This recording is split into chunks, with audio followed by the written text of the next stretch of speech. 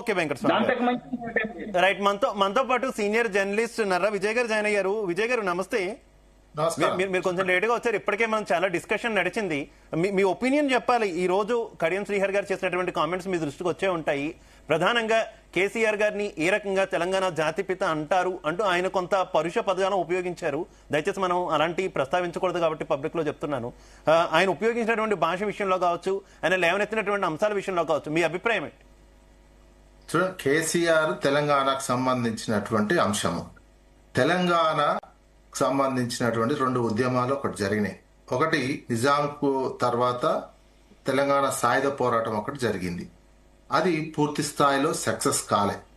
కేవలం కొన్ని హక్కులు మాత్రమే సాధించుకోగలిగింది తెలంగాణ సాయుధ పోరాటం. తర్వాత 69లో ప్రత్యేక తెలంగాణ రాష్ట్రం కావాలని 69లో ఉద్యమం వచ్చింది. అది సక్సెస్ కాలే. అది 60 సంవత్సరాల నుంచి కొట్లాడుతూ కేసీఆర్ ఎప్పుడైతే వచ్చి ఒక తెలంగాణ ఉద్యమాన్ని తీసుకొని తెలంగాణ రాష్ట్రాన్ని విభజన కోసం, తెలంగాణ రాష్ట్ర ఏర్పాటు, భారతదేశంలో ఒక రాష్ట్రం సపరేట్ అవ్వటానికి జరిగినటువంటి పోరాటం. ఈ పోరాటం ఎట్లా జరిగింది?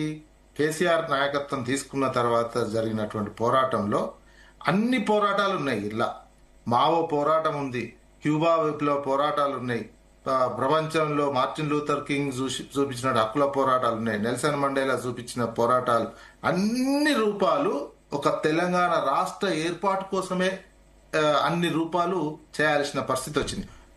ఒక దేశం ఒక స్వతంత్రం కోసం ఎంత పోరాటాలు చేస్తాయో అన్ని రకాల పోరాటాలు ఈ తెలంగాణ ఉద్యమంలో చేసి సక్సెస్ అయినటువంటిది. సక్సెస్ కాకుండా రిటర్న్ బాలే, సక్సెస్ చేసిరు నాయకులు.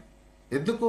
మహాత్మా గాంధీది కూడా అంతే కదా. మహాత్మా గాంధీ రాకముందు ఎంతో మంది చేసిరు స్వతంత్ర పోరాటానికి సంబంధించినవి. మహాత్మా గాంధీ వచ్చిన తర్వాతనే అది తీరాలకు చేరింది. సేమ్ ఇది అది. ప్లస్ ఇక్కడ ఏంది, ఒక పెట్టుబడిదారులు, ఆంధ్రాకు సంబంధించినటువంటి పెద్ద పెద్ద పెట్టుబడిదారులు, పెద్ద పెద్ద రాజకీయ నాయకులు కుట్రదారుతో ఉన్నాడు. చంద్రబాబు నాయుడు చివరి వరకు చేసినటువంటి కుట్ర, పేరుకు లెటర్ ఇచ్చిన చివరి వరకు కుట్ర చేసినటువంటి వ్యక్తి.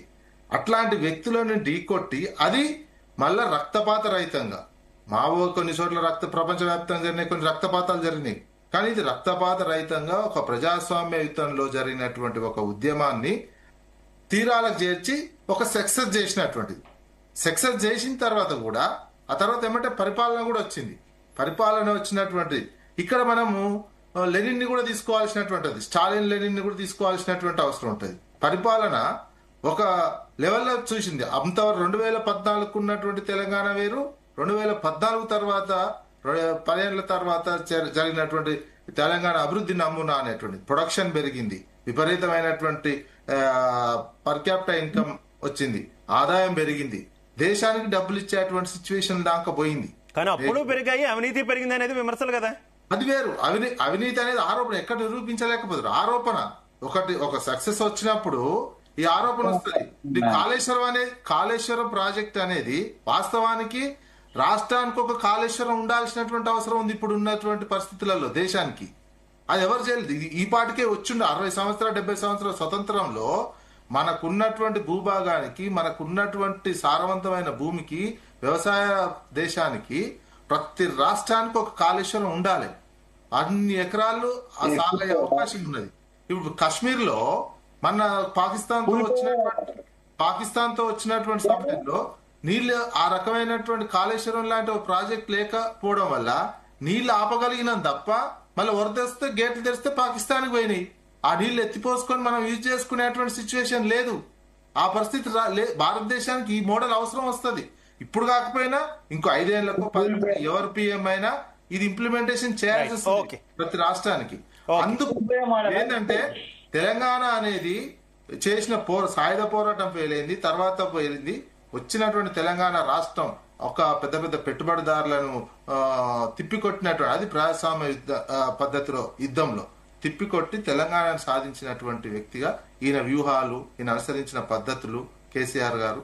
అందుకు ప్రజలు అంటున్నారు జాతిపిత అనేది కేసీఆర్ ఎప్పుడు చెప్పుకోలేదు, ఆ పార్టీ ఎప్పుడు అఫీషియల్ గా కాళేశ్వరం గురించి ప్రస్తావిస్తూ ప్రతి రాష్ట్రంలో ఉండాలని అంటున్నారు. కానీ అసలు తెలంగాణలో కట్టిన కాళేశ్వరమే వైబిలిటీ కాదు అనేటటువంటి చర్చ కూడా ఉంది కదా. వయబిలిటీ కాదు నిన్న వయబిలిటీ కాకపోతే ఆర్థిక సర్వే ఏం చెప్పింది మరి? ఎందుకు ఇన్ని కోట్ల 2014 ఉన్న వ్యవసాయ సాగు 1 కోటి ఉంటే ఇప్పుడు 2 కోట్ల ఎకరాలకు ఎట్లా అయింది? ఆర్థిక సర్వేనే చెప్పింది కదా పార్లమెంట్ కి ఇచ్చిన నివేదికలో. అది ఎట్లా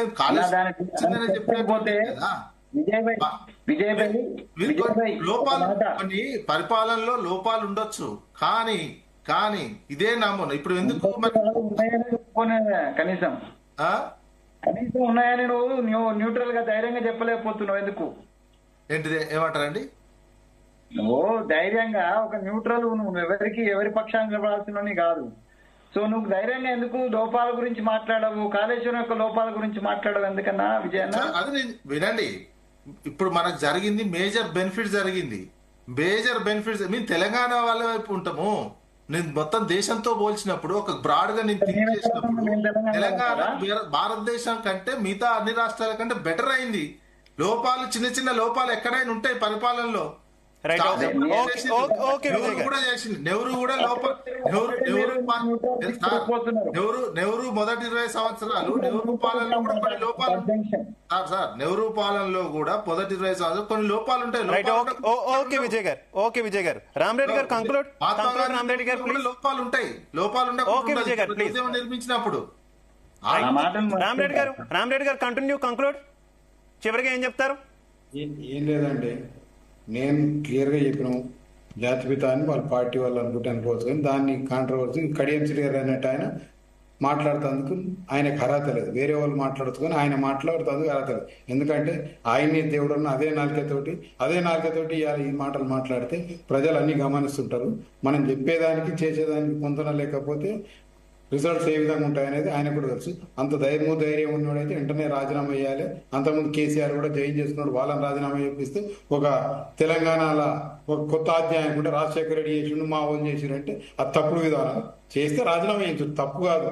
పార్టీని మార్పించుకోవడం తప్పు కాదు. రాజీనామా చేయించుకుంటే కేసీఆర్ బాగుంటే తర్వాత ఈ రోజు వారు కూడా కడియం శ్రీగారు గారు ఆ మాట మాట్లాడి ఆ పార్టీకి వెళ్ళి గెలిచాడు కదా, రాజీనామా చేసి మళ్ళీ ఎలక్షన్స్ పోవాలి. అది ప్రజల తీర్పు కోరినట్టు ఉంటుంది. అది ఏయకుండా కేసీఆర్ ను తిడితేనే లీడర్ అయితే అనుకుంటే, పెద్ద లీడర్ అయితే అనుకుంటే వారి అయిన తర్వాత మేము మాత్రం జాతిపిత అనేది వాళ్ళ పార్టీ వాళ్ళు అనుకుంటాను, కానీ అది ఎవరు కూడా యాక్సెప్ట్ చేయరు. ఎవరో అవునన్నా కాదన్నా తెలంగాణ జాతికి విముక్తిని కల్పించింది బాపు కేసీఆర్ గారు. సకల జనులను సంబంధ వర్గాలను ఏకం చేసి తెలంగాణ రాష్ట్ర కళను సాకారం చేసింది కేసీఆర్ గారు. ఇప్పుడు జాతిపిత అని కాంగ్రెస్ వాళ్ళు ఏదో అంటే ఆయన మీద అనుచిత వ్యాఖ్యలు చేస్తున్నారు, ఎవడికి రా అది ఇది అనేసి. అవి మానుకోవాలి. జాతిపిత అని తెలంగాణ ప్రజలే అంటున్నారు. ఎందుకంటే 10 ఏళ్ల పాటు తెలంగాణ ప్రజలకు కావాల్సిన ప్రతి సౌకర్యాలను చేసిండ్రు కాబట్టి, నీళ్లను కానివ్వండి, రైతులకు కావాల్సినవి కానివ్వండి, ప్రతి ఒక్కటి చేసి చూపించిండ్రు కాబట్టి తెలంగాణ జాతిపిత అని ప్రజలు అంటున్నారు. దాన్ని వ్యతిరేకించడానికి ఈ ఎవరైతే ఉన్నారో ఈ ఉద్యమ ద్రోహులు ఎవరైతే ఉన్నారో వాళ్లకు ఎలాంటి అది లేదు. ఎవరు అవునన్నా కాదన్నా తెలంగాణ రాష్ట్రాన్ని తీసుకొచ్చింది మాత్రం కేసీఆర్ గారు. తెలంగాణ జాతికి జాతిపిత బాపు కేసీఆర్ గారు. రైట్. వెంకటస్వామి గారు కంక్లూడ్. ఇప్పుడు నేను ఇందాక చెప్పిన కదా, ఎవరి పిచ్చి వాళ్ళకి ఆనందం అని. నేను పదే చెప్తున్నాను, ఒక జాతికి ఒక జాతి పితలు